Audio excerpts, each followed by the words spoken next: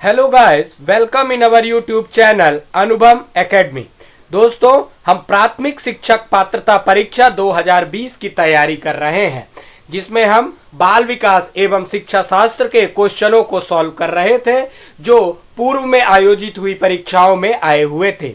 आज हम इस वीडियो के माध्यम से आप लोगों को रिवीजन नोट्स या शॉर्ट नोट्स प्रोवाइड कर रहे हैं, जिसमें हम आपको छोटे छोटे बिंदुओं के बारे में जानकारी देंगे जो आपके परीक्षा के लिए अत्यंत उपयोगी हैं।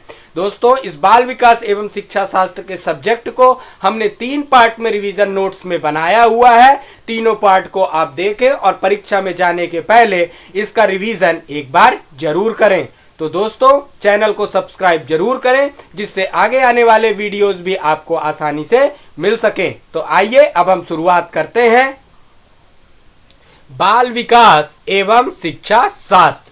सबसे पहले हम पढ़ेंगे विकास की अवधारणा एवं इसका अधिगम से संबंध, जिसमें सबसे पहले हम पढ़ते हैं विकास की अवधारणा। बाल विकास को समझते हैं हम।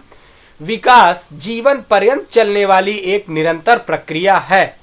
विकास की प्रक्रिया में बालक का शारीरिक, क्रियात्मक, संज्ञानात्मक, भाषागत, संवेगात्मक एवं सामाजिक विकास होता है।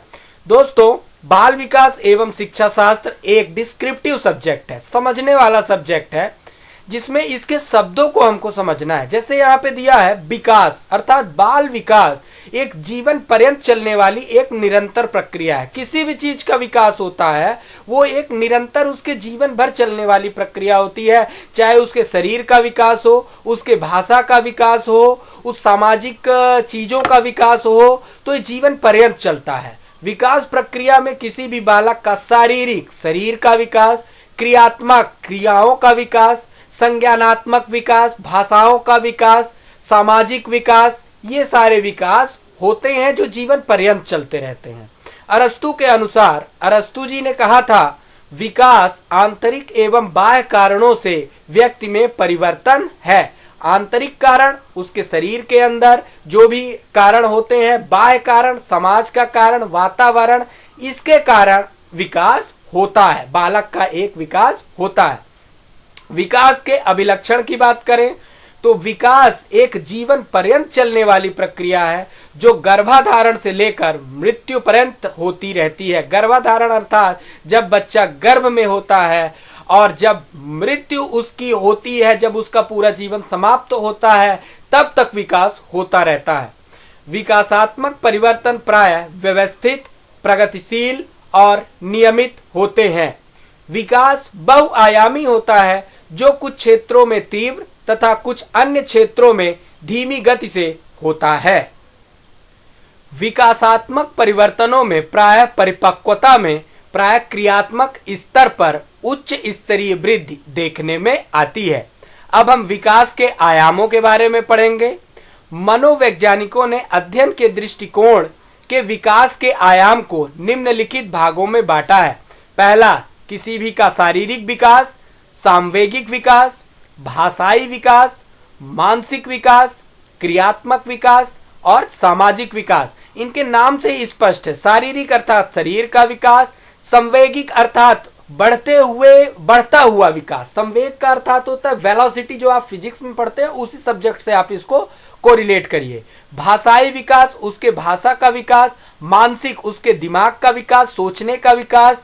क्रियात्मक, उसके काम करने का तरीका। सामाजिक, समाज में उसका विकास, समाज में किस तरह वो सोच रखता है। ये सारे विकास के आयाम होते हैं। अब हम पढ़ते हैं विकास की विभिन्न अवस्थाओं के बारे में।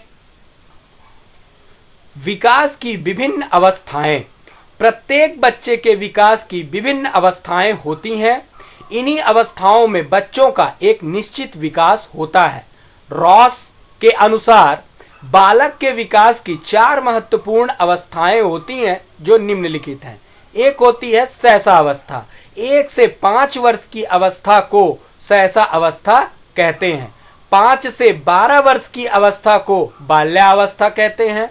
12 से 18 वर्ष की अवस्था को किशोरावस्था कहते हैं और 18 वर्ष से ऊपर की अवस्था को प्रौढ़ावस्था कहते हैं। तो दोस्तों, हम ध्यान रखेंगे, रॉस के अनुसार बालकों की जो अवस्थाएं हैं कितने रूप में बांटी गई हैं? 4 रूप में।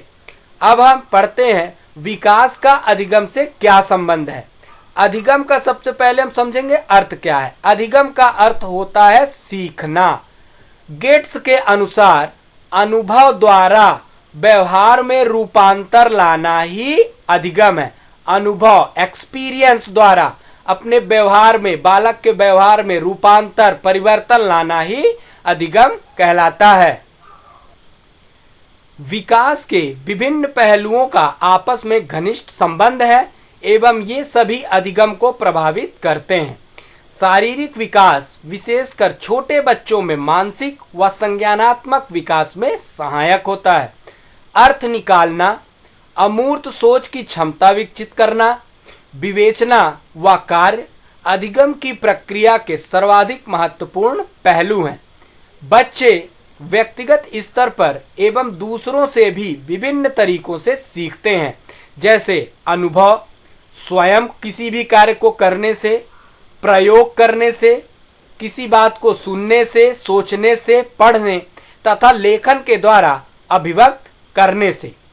अब हम पढ़ते हैं विकास को प्रभावित करने वाले कारक। विकास क्रम को प्रभावित करने वाले अनेक कारक हैं जो विकास को गति एवं नियंत्रित दोनों करते हैं। विकास को प्रभावित करने वाले प्रमुख कारक निम्नलिखित है। वंशानुक्रम। वंशानुक्रम ये जेनेटिक्स होती है दोस्तों, जो हमें अपने पूर्वजों से प्राप्त होती है, उनके गुण जो हमको प्राप्त होते हैं। आइए पढ़ते हैं। बालक का विकास वंशानुक्रम में उपलब्ध गुण एवं क्षमताओं पर निर्भर रहता है, जो गर्भाधारण के साथ ही प्रारंभ हो जाता है। ये पैतृक गुण पीढ़ी दर पीढ़ी हस्तांतरित होते रहते हैं। वंशानुक्रम से बालक में बुद्धि, चरित्र, कद आदि विशेषताएं प्रभावित होती हैं। दूसरा पढ़ते हैं वातावरण के बारे में। शैशवावस्था से ही वातावरण बालक को प्रभावित करने लगता है। बालक के जीवन दर्शन एवं शैली स्वरूप स्कूल, समाज, पड़ोस तथा परिवार के प्रभाव के परिणाम वातावरण से स्पष्ट होता है। बुद्धि। मनोवैज्ञानिक अध्ययन में कुशाग्र बुद्धि वाले बालकों का शारीरिक एवं मानसिक विकास मंद बुद्धि अर्थात कम बुद्धि वाले की अपेक्षा अधिक तेज माना गया है। कुशाग्र अर्थात तेज बुद्धि, मंद बुद्धि अर्थात मंद, कम बुद्धि। कुशाग्र बुद्धि बालक शीघ्र बोलने चलने लगते हैं।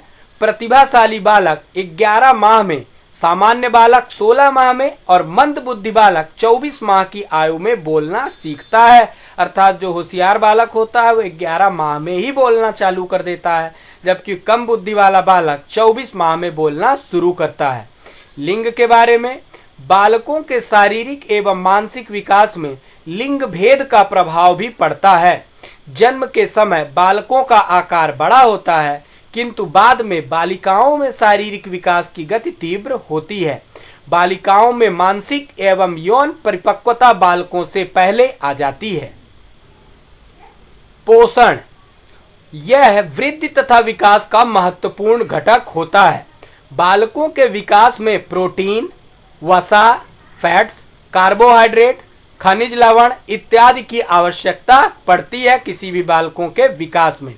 खान पान में पोषक तत्वों की कमी से वृद्धि एवं विकास प्रभावित होता है, तो पोषण भी एक महत्वपूर्ण कारक है किसी भी बालक के विकास में। आइए बाल विकास के सिद्धांतों के बारे में पढ़ते हैं। बाल विकास के संदर्भ में कुछ महत्वपूर्ण सिद्धांत निम्नलिखित है। पहला, निरंतरता का सिद्धांत। दूसरा, व्यक्तिक विभिन्नता का सिद्धांत। तीसरा, विकास क्रम की एक रूपता का सिद्धांत। एकीकरण का सिद्धांत, परस्पर संबंध का सिद्धांत, विकास की दिशा सिद्धांत। बाल विकास की अवधारणा के बारे में पढ़ते हैं।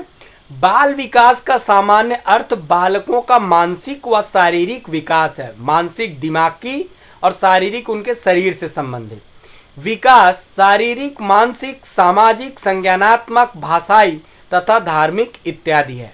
विकास का संबंध गुणात्मक एवं परिमाणात्मक दोनों से है। रिक के अनुसार विकास एक क्रमिक एवं मंद गति से चलने वाली प्रक्रिया है। अब हम बाल विकास के सिद्धांतों का शैक्षिक महत्व पढ़ेंगे। शैक्षिक अर्थात एजुकेशनल, शिक्षा से संबंधित। बाल विकास के सिद्धांतों के ज्ञान के फलस्वरूप शिक्षकों को बालकों की विशेषताओं, रुचियों एवं क्षमताओं के अनुरूप अध्ययन में सहायता मिलती है। निचली कक्षाओं में शिक्षण की खेल पद्धति मूल रूप से वृद्धि एवं विकास के मनोवैज्ञानिक सिद्धांतों पर आधारित होती है। शिक्षा खेल पद्धति के अनुरूप, इससे बालकों की भविष्य में होने वाली प्रगति का अनुमान लगाया जाता है। बालक की रुचियों, अभिवृत्तियों, क्षमताओं आदि के अनुरूप पाठ्यक्रम निर्धारण में सहायता मिलती है। यह बालकों के सर्वांगीण विकास पर ज्ञान देने के लिए प्रेरित करता है। आइए अब हम बालकों का मानसिक स्वास्थ्य एवं व्यवहार संबंधी समस्याओं के बारे में पढ़ते हैं। बालकों में मानसिक स्वास्थ्य। शिक्षा का उद्देश्य बालक का सम विकास है। शिक्षा के द्वारा बालक का शारीरिक एवं मानसिक विकास होता है। स्वास्थ्य का शाब्दिक अर्थ केवल रोग रहित शरीर होना ही नहीं है, बल्कि पूर्णतः शारीरिक, मानसिक, सामाजिक संतुलन भी है। लैडन के अनुसार मानसिक स्वास्थ्य का अर्थ वास्तविक के धरातल पर वातावरण से सामंजस्य स्थापित करना है। मानसिक स्वास्थ्य का स्वरूप। अच्छे मानसिक स्वास्थ्य के बिना बच्चों की योग्यताओं का उचित विकास संभव नहीं है। जिन बच्चों में भय अर्थात डर, चिंता, निराशा तथा अन्य समायोजन दोषों का विकास हो जाता है, उसे पढ़ने में मन नहीं लगता है और सीखने में उन्नति नहीं हो पाती है। मानसिक स्वास्थ्य से ग्रसित बच्चों को समझने एवं समाधान के लिए अध्यापक एवं अभिभावक को मानसिक स्वास्थ्य विज्ञान का ज्ञान होना आवश्यक है। आइए हम पढ़ते हैं मानसिक स्वास्थ्य के बाधक तत्वों के बारे में। बालक के मानसिक स्वास्थ्य को जो छीण कर देता है, कम कर देता है, वो निम्न है। पहला, वंशानुक्रम तत्व का प्रभाव पड़ता है अर्थात जीन का, जो उन्हें उनके पूर्वजों से प्राप्त हुआ है। दूसरा, शारीरिक अस्वस्थता का प्रभाव, उन्हें जो अस्वस्थता, जो बीमारी होती है उससे। तीसरा, शारीरिक दोषों का प्रभाव। चौथा, पारिवारिक परिस्थितियों का प्रभाव। पांचवा, विद्यालयी वातावरण का प्रभाव। विद्यालय अर्थात स्कूल का क्या माहौल है, कैसे बच्चे हैं, कैसे शिक्षक है, कैसे बोलचाल है, इसका भी प्रभाव पड़ता है। नेक्स्ट, मनोरंजन तथा सांस्कृतिक क्रियाकलापों का अभाव। बालकों के मानसिक स्वास्थ्य में कैसे सुधार किया जा सकता है? मानसिक स्वास्थ्य में सुधार के लिए निम्नलिखित का योगदान है। पहला, घर का योगदान। घर का वातावरण पूर्णतः शांतिमय होना चाहिए। प्रेम, स्नेह, संयोग, सहानुभूति, प्रेरणा तथा बच्चों की स्वाभाविक आकांक्षाओं की पूर्ति कर उनके स्वस्थ मानसिक विकास की सभी परिस्थितियां उपलब्ध करा सकता है। दूसरा, विद्यालय का योगदान, स्कूल का योगदान। विद्यालय में बालकों को विभिन्न सामाजिक गतिविधियों में भाग लेने का अवसर प्रदान करना चाहिए, जिससे उसमें सामाजिकता का विकास हो।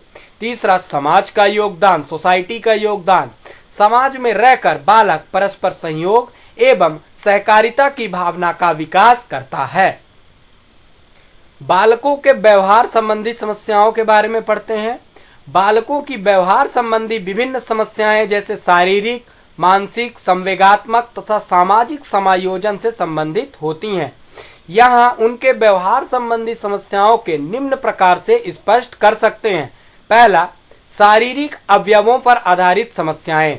इसके अंतर्गत अंग मटकाना, अंगूठा चूसना, मुंह से नाखून काटना, कंधे मटकाना, हकलाना आदि आता है, जो कि शारीरिक अवयवों पर आधारित होता है।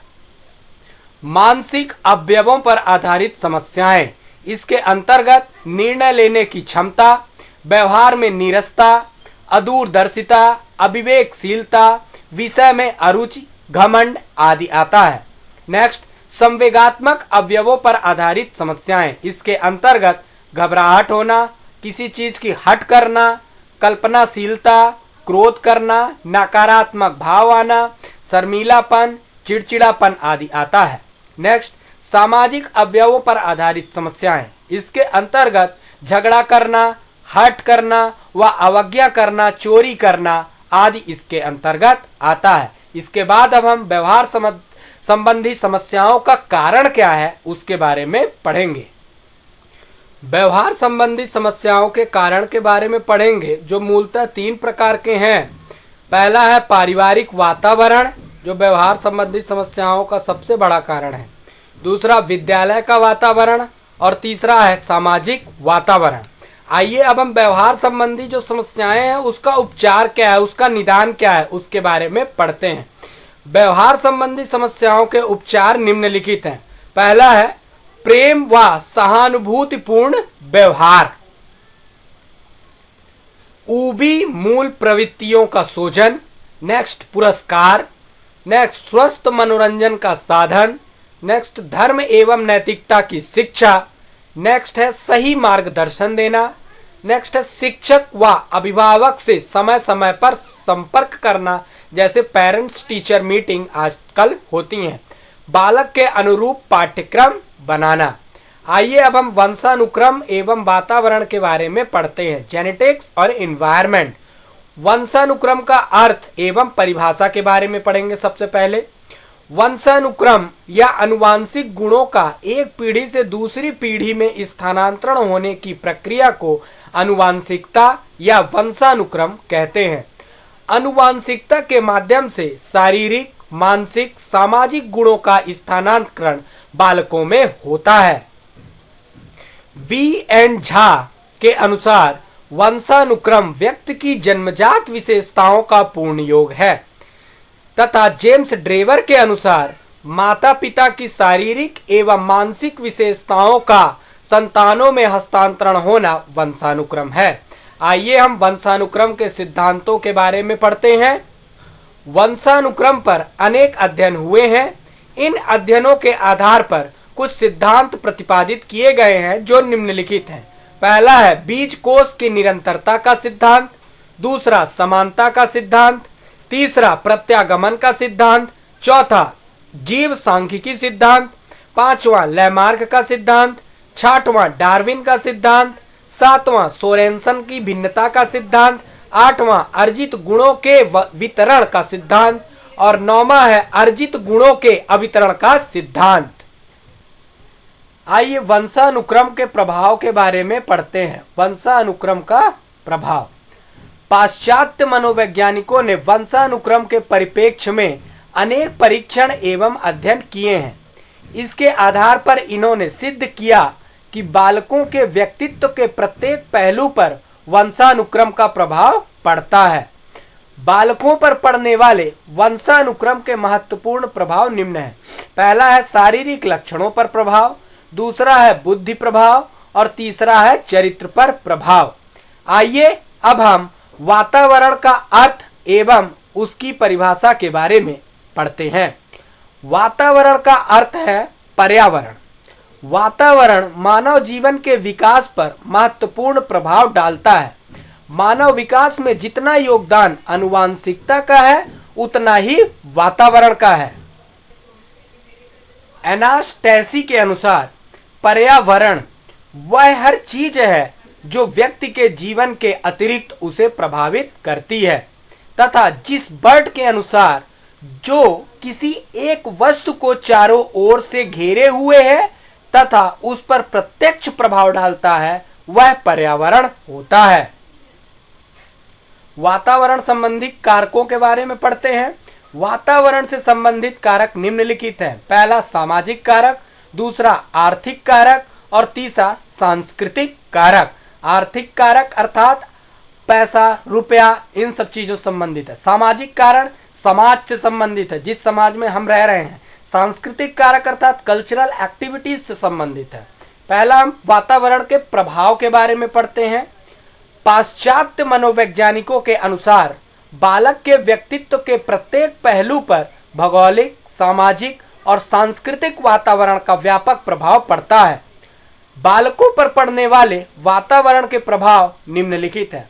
पहला शारीरिक अंतर पर प्रभाव, दूसरा मानसिक विकास पर प्रभाव, तीसरा प्रजाति की श्रेष्ठता पर प्रभाव, चौथा बुद्धि पर प्रभाव, पांचवा व्यक्तित्व पर प्रभाव और छठवां बालक पर बहुमुखी प्रभाव। अब हम वंशानुक्रम एवं वातावरण का शैक्षिक महत्व, शिक्षा से संबंधित महत्व के बारे में पढ़ेंगे। विकास की वर्तमान विचारधारा में प्रकृति और पालन पोषण दोनों को महत्व दिया जाता है। यह शिक्षण अधिगम को प्रभावी बनाता है। बालकों को बौद्धिक विकास के लिए वंशानुक्रम एवं वातावरण का प्रभाव शिक्षण को प्रभावी बनाता है। बच्चों की मानसिक, शारीरिक, संवेगात्मक के विकास पर वंशानुक्रम व वातावरण का प्रभाव महत्वपूर्ण है। अब हम सामाजिकरण का अर्थ समझेंगे। सामाजिकरण का अर्थ क्या होता है? सामाजिकरण एवं सामाजिक नियमों का अधिग्रहण है। इसका मुख्य लक्ष्य सामाजिक परिवेश में अनुकूलन तथा समायोजन करना है। रॉस के अनुसार सहयोग करने में है की भावना का विकास और उनके साथ काम करने की क्षमता का विकास तथा संकल्पना सामाजिकरण कहलाता है। इसके बाद हम सामाजिकरण का प्रकार पढ़ेंगे। सामाजिकरण के प्रकार। सामाजिकरण एक ऐसी प्रक्रिया है जो जीवन पर्यंत चलती रहती है। इसे मनोवैज्ञानिक ने निम्न भागों में बांटा है। पहला है प्राथमिक सामाजिकरण और दूसरा है द्वितीय या गौण सामाजिकरण। सामाजिकरण की अवस्थाएं क्या क्या हैं जो निम्नलिखित है?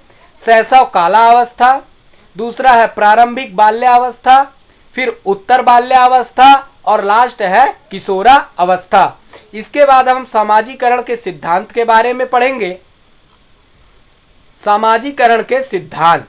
सामाजिकरण के सिद्धांत विभिन्न विद्वानों ने दिए हैं जो निम्नलिखित हैं। पहला है दुर्खीम का सिद्धांत।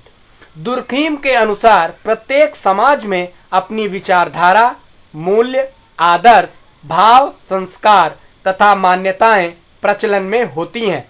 मनुष्य उनके अनुसार ही व्यवहार करना सीखते हैं। कूले का सिद्धांत। इनके अनुसार बालक का सामाजिकरण सामाजिक अंतरक्रिया पर निर्भर करता है, जिससे बालक में स्व अवधारणा विकसित होती है। अब हम पढ़ते हैं मीड का सिद्धांत। मीड ने सामाजिकरण की व्याख्या आत्मचेतना सिद्धांत के आधार पर की है। इन्होंने सामाजिकरण में भूमिका निर्वाह को महत्वपूर्ण माना है। एरिक्सन का मनोसामाजिक सिद्धांत। इनके सिद्धांत में व्यक्तिगत, सामवेगिक तथा सांस्कृतिक या सामाजिक विकास को समन्वित किया है, अतः इसे मनोसामाजिक सिद्धांत कहा जाता है। नेक्स्ट है सिगमंड फ्रायड का मनोविश्लेषण सिद्धांत। इसके अनुसार जैविक तथा सामाजिक गुण दोनों मिलकर व्यक्तित्व का निर्माण करते हैं। इसने व्यक्तित्व को इंद, अहम एवं परा अहम में बांटा है। अब हम सामाजिकरण को प्रभावित करने वाले कारकों के बारे में पढ़ेंगे। सामाजिकरण को प्रभावित करने वाले कारक। सामाजिकरण को प्रभावित करने वाले विभिन्न कारक निम्नलिखित हैं।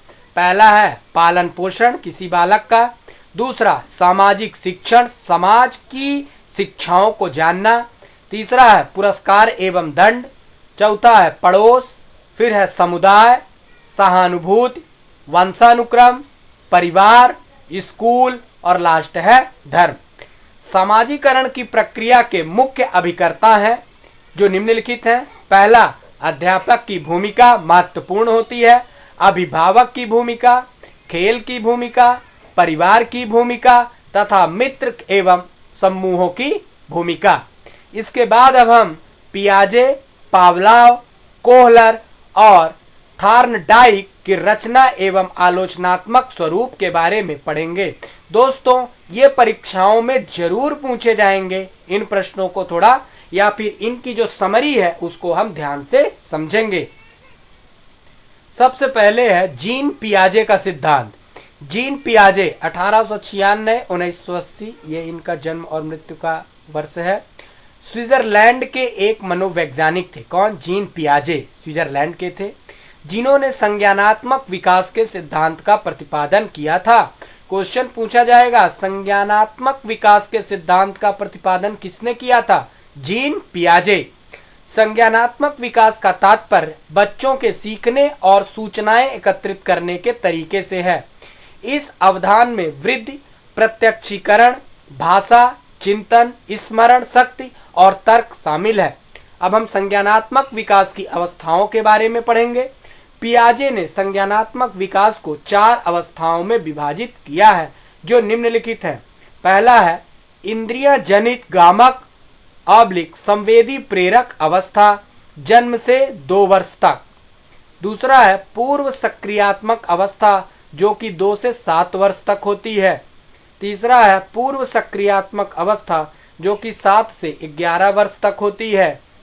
और चौथा है औपचारिक या अमूर्त सक्रियात्मक अवस्था, जो कि 11 से लेकर 15 वर्ष तक होती है। तो क्वेश्चन पूछा जाएगा दोस्तों कि पियाजे ने संज्ञानात्मक विकास को कितनी अवस्थाओं में बांटा है?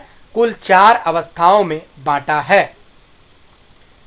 संज्ञानात्मक विकास का शैक्षिक महत्व। इसमें बालकों का विकास धीरे धीरे एक सोपान के तहत होता है। अध्यापकों को पहले बालकों के मानसिक विकास की अवस्था का निर्धारण करना चाहिए, तब उसे शिक्षित करने हेतु योजना बनानी चाहिए। अब हम पावलाव के सिद्धांत के बारे में पढ़ेंगे, ये भी इंपॉर्टेंट है दोस्तों। पावलाव ने शास्त्रीय अनुबंध का सिद्धांत एक कुत्ते पर किया था, जिससे उन्होंने यह निष्कर्ष दिया कि जब किसी क्रिया को बार बार दोहराया जाता है तो अस्वाभाविक उद्दीपक भी स्वाभाविक उद्दीपक जैसी प्रतिक्रिया देने लगता है। अब हम शास्त्रीय अनुबंध सिद्धांत के शैक्षिक महत्व के बारे में पढ़ेंगे। इस सिद्धांत के आधार पर बालक में भय, प्रेम एवं घृणा के भाव आसानी से उत्पन्न किए जा सकते हैं। बालक में विशेष प्रकार की अभिवृत्ति के विकास में उपरोक्त सिद्धांत शिक्षकों की सहायता करता है। मानसिक एवं संवेगात्मक रूप से अस्थिर बालकों के उपचार में भी यह सिद्धांत प्रभावकारी होता है। कोहलर के सिद्धांत के बारे में पढ़ेंगे। कोहलर ने अंतर्दृष्टि का सिद्धांत एक चिंपैंजी पर किया था, जिसमें उन्होंने पर यह निष्कर्ष दिया कि परिस्थितियों में उपलब्ध सामग्री तथा समस्या के हर पहलू का गंभीरतापूर्वक विश्लेषण कर उचित संबंध स्थापित किया। अब हम अंतर्दृष्टि सिद्धांत का शैक्षिक महत्व के बारे में पढ़ेंगे। बालकों के बौद्धिक विकास हेतु उनकी अंतर्दृष्टि बहुत सहायक होती है। यदि सीखने से पहले होने वाले लाभों का पता चल जाए तो बालक अपनी बुद्धि तथा सूझबूझ का भरपूर प्रयोग करेगा। अब हम थॉर्नडाइक के सिद्धांत के बारे में पढ़ेंगे। थॉर्नडाइक ने प्रयास एवं त्रुटि सिद्धांत का प्रयोग एक भूखी बिल्ली पर किया था, जिसमें सीखने की प्रक्रिया में व्यक्ति गलतियां कर सकता है, किंतु बार बार किए गए प्रयासों के बाद वह सीखने में सफल हो जाता है। अब हम प्रयास एवं त्रुटि सिद्धांत के शैक्षिक महत्व के बारे में देखेंगे। इस सिद्धांत के आधार पर बालकों को सीखने के लिए अभिप्रेरित करने पर बल दिया जाता है। यह सिद्धांत बताता है कि सीखने हेतु कार्य को दोहराना आवश्यक है। अब हम बाल केंद्रित शिक्षा एवं प्रगतिशील शिक्षा की अवधारणा के बारे में पढ़ेंगे। बाल केंद्रित शिक्षा। बाल केंद्रित शिक्षा में शिक्षा का केंद्र बिंदु बालक होता है। इसके अंतर्गत बालक की रुचियों, प्रवृत्तियों तथा क्षमताओं का ध्यान रखा जाता है। बाल केंद्रित शिक्षा में व्यक्तिगत शिक्षण को महत्व दिया जाता है। इसमें स्वाभाविक रूप से विकसित अनुशासन स्थापित होता है। अब हम बाल केंद्रित शिक्षा का उद्देश्य क्या है जानेंगे। बाल केंद्रित जो शिक्षा है उसका पहला उद्देश्य है बालकों का सर्वांगीण विकास करना। दूसरा है बालकों की हस्तपरक गतिविधियों पर बल देना। और तीसरा है शिक्षक को शिक्षार्थी के बारे में गहनता पूर्वक जानना। बाल केंद्रित शिक्षा की विशेषताएं क्या है अब हम पढ़ेंगे। पहला है बालकों को समझाना, दूसरा है मूल्यांकन, तीसरा है पाठ्यक्रम, चौथा है शिक्षण विधि और पांचवा है परीक्षण। इसके बाद अब हम बाल केंद्रित शिक्षा के महत्व के बारे में पढ़ेंगे। बाल केंद्रित शिक्षा का महत्व जो कि निम्नलिखित है। पहला है बालक प्रधान शिक्षा, दूसरी है अभिव्यक्ति के अवसर, तीसरा है सरल और रुचिपूर्ण और चौथा है व्यवहारिक और सामाजिक। अब हम बाल केंद्रित शिक्षा के सिद्धांत के बारे में जानेंगे जो कि निम्नलिखित है। पहला है प्रेरणा के सिद्धांत, दूसरा है लोकतांत्रिक सिद्धांत, तीसरा है चयन सिद्धांत, चौथा है व्यक्तिगत अभिरुचि सिद्धांत, पांचवा है सर्वांगीण विकास का सिद्धांत और छठवां है व्यक्तिगत भिन्नता का सिद्धांत। अब हम प्रगतिशील शिक्षा के बारे में पढ़ेंगे। प्रगतिशील शिक्षा जटिल पारंपरिक शिक्षा प्रणाली के विकल्प के रूप में उभरकर आई है। इस प्रणाली को अमेरिकी मनोवैज्ञानिक जॉन डीवी ने विकसित किया है। इस शिक्षा का एकमात्र उद्देश्य बालकों का समग्र विकास करना है। प्रगतिशील शिक्षा के विभिन्न प्रकार निम्नलिखित हैं। पहला मॉन्टेसरी शिक्षा, दूसरा मानवतावादी शिक्षा और तीसरा है संरचनावादी शिक्षा। प्रगतिशील शिक्षा के मनोवैज्ञानिक सिद्धांत। प्रगतिशील शिक्षा के विकास में योगदान देने वाले महत्वपूर्ण मनोवैज्ञानिक सिद्धांत का वर्णन मनोवैज्ञानिकों के शोध के आधार पर निम्न प्रकार से किया गया है। पहला है मस्तिष्क एवं बुद्धि, दूसरा है मौलिक प्रवृत्तियां, तीसरा है ज्ञान और चौथा है चिंतन की प्रक्रिया। प्रगतिशील शिक्षा का महत्व के बारे में जानेंगे। प्रगतिशील शिक्षा के महत्व के संदर्भ में मनोवैज्ञानिकों ने विभिन्न पहलुओं का वर्णन किया है जो निम्न है। पहला है बालकों की शक्तियों का विकास, दूसरा है सामाजिक विकास का अवसर, तीसरा है जनतांत्रिक मूल्यों का विकास और चौथा है अनुशासन का विकास। अब हम बुद्धि की रचना एवं बहुआयामी बुद्धि के बारे में पढ़ेंगे। बुद्धि। बुद्धि शब्द का प्रयोग सामान्यतः प्रजा, प्रतिभा, ज्ञान एवं समझ इत्यादि के अर्थों में किया जाता है। यह वह शक्ति है जो हमें समस्याओं का समाधान करने एवं उद्देश्यों को प्राप्त करने में सक्षम बनाती है। वुडवर्थ के अनुसार बुद्धि कार्य करने की एक विधि है और वुडरो के अनुसार बुद्धि ज्ञान अर्जन करने की क्षमता है। अब हम बुद्धि के प्रकार के बारे में पढ़ेंगे। बुद्धि के प्रकार। E.L. थॉर्नडाइक के 3 प्रकार की बुद्धि का उल्लेख किया है। पहला सामाजिक बुद्धि, दूसरा है मूर्त बुद्धि और तीसरा है अमूर्त बुद्धि। इसके बाद हम विशेषताओं के बारे में पढ़ेंगे। बुद्धि की विशेषताएं जो निम्नलिखित हैं। पहला, बुद्धि व्यक्ति की जन्मजात शक्ति है। दूसरा, यह वह व्यक्ति को अमूर्त चिंतन की योग्यता प्रदान करती है। तीसरा, यह व्यक्ति को विभिन्न बातों को सीखने में सहायता देती है। चौथा, बुद्धि व्यक्ति को नैतिक एवं अनैतिक कार्यों में अंतर करने की योग्यता देती है। दोस्तों, बुद्धि कुछ भी नहीं है। जो कहते हैं अपन एक जनरल शब्द में आपकी बुद्धि बहुत तेज है, वही बुद्धि की बात हो रही है यहाँ पे। बुद्धि निर्माण के सिद्धांत के बारे में जानेंगे जो निम्नलिखित हैं।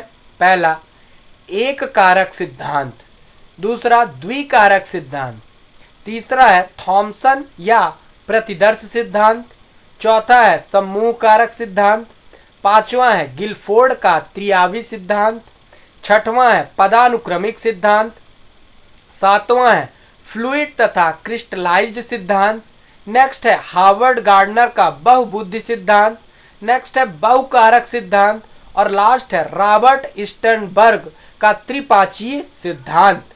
अब हम बुद्धि परीक्षण और बुद्धि का मापन समझेंगे। बुद्धि परीक्षण को सामान्यतः 2 वर्गों में विभाजित किया जाता है। वैयक्तिक बुद्धि परीक्षण, इसे बिने साइमन परीक्षण भी कहा जाता है। इसे मुख्यतः 2 भागों में विभाजित किया गया है। पहला वैयक्तिक भाषात्मक परीक्षण और दूसरा है वैयक्तिक क्रियात्मक परीक्षण। सामूहिक बुद्धि परीक्षण के बारे में समझेंगे। इस परीक्षण को मुख्यतः 2 भागों में विभाजित किया गया है। पहला सामूहिक भाषात्मक परीक्षण और दूसरा है सामूहिक क्रियात्मक परीक्षण। अब इसके बाद हम मानसिक आयु बुद्धि परीक्षण के बारे में समझेंगे।